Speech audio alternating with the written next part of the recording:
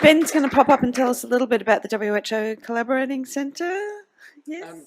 So it's just a minute or two, but because it's been born out of the TB-CRE, we thought it was appropriate to just give everyone a brief update.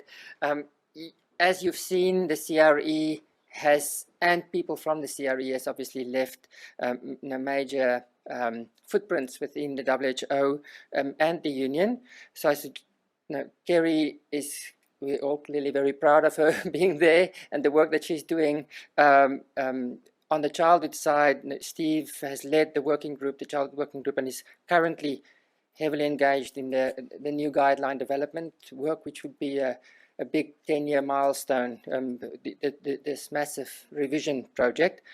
But for the collaborating centres, just to say that there's 2 TB collaborating centres in Australia. The one is based in Brisbane. The moment it's led by Chris Coulter, it was initiated by Chris Gilpin, who then moved to WHO in their laboratory initiative. But they have ongoing functions to provide laboratory assistance and guidance to the Western Pacific region as a collaborating centre. The Sydney Collaborating Centre has been a long time in establishment, but it was officially declared last year. Although we've had ongoing interactions for many years, they needed, the TB-CRE is the point of connection, but it needed to be situated somewhere because it's an institutional agreement. But just to say, as part of that, we view the CRE, or the Collaborating Centre, as a pathway into the CRE and the expertise provided by the CRE. So some examples is WIPRO, through the Collaborating Centre, but has been making extensive use of James and Emma's expertise. So the AURA group, they recognize as their formal modelling expert group, which is, I think, a good outcome for the Collaborating Centre, and that's independent of Sydney.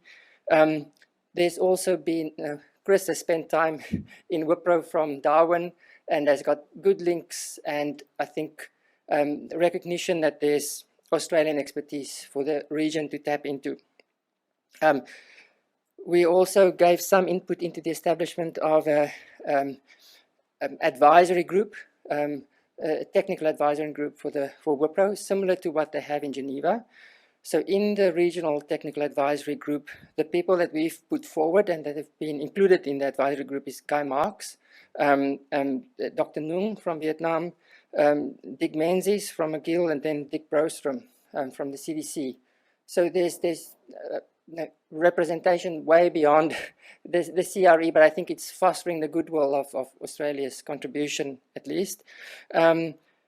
Just to say that the RGLC is another mechanism, obviously within WHO, that have supported countries in programmatic treatment and scale-up of MDR TB treatment, which Rick Stapleton has led for many years, and Rick is still a key part of capacity building now in the Pacific, and Philip and Shushil and others are still part of the RGLC, which is another important contribution.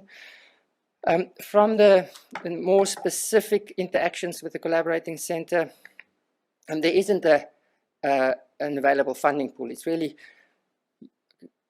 a mechanism to present some initiatives. One, many of you have been involved in the MDR treatment course that we had that Rick and Philip contributed to as well.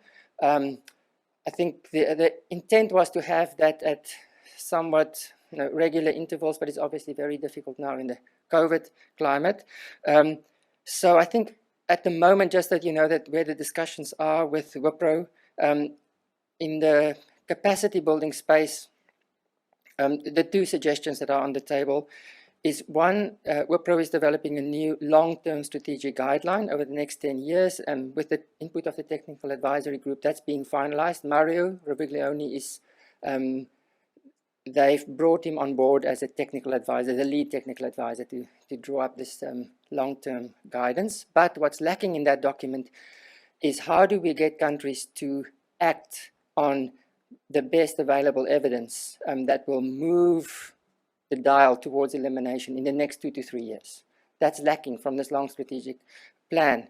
So one of the suggestions that we've discussed with WIPRO is to have a workshop organized by Manila, very similar to one that Steve organized in Vietnam around childhood TB about 2 years ago, where all the different national TB programs were invited and essentially challenged to design their plans for upscaling and impact in the next 2 years. So how do we get countries to truly take new evidence on board and implement it?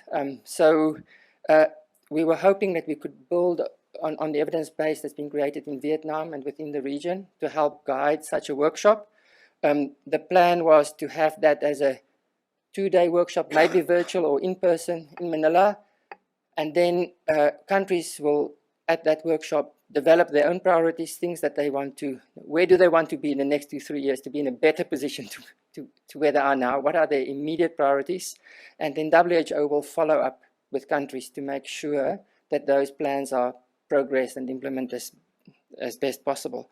The other capacity building opportunity is in TB research capacity building. There was a strong desire for some local leadership or to have a champion country. Vietnam has put their hands up to say that they are keen to be recognized as a research leader within the region.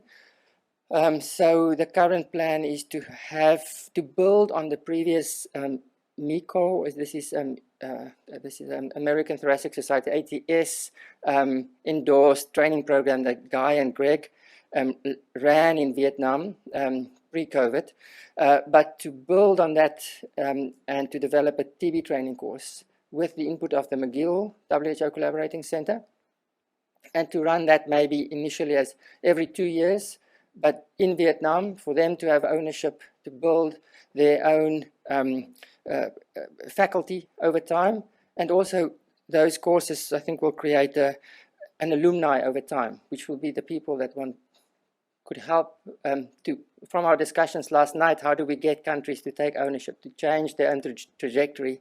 It's to build those, I think, the capacities that will enable them to do that, and the leaders, the young leaders. So that's 2 plans. We don't have funding for this as yet, but it won't require a lot of funding. There's a lot of goodwill to make this happen, and we may draw on the CRE community again to help make some of that a reality.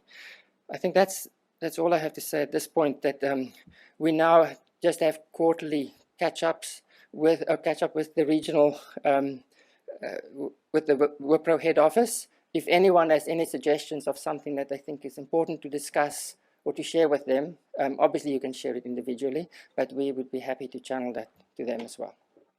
Thank you.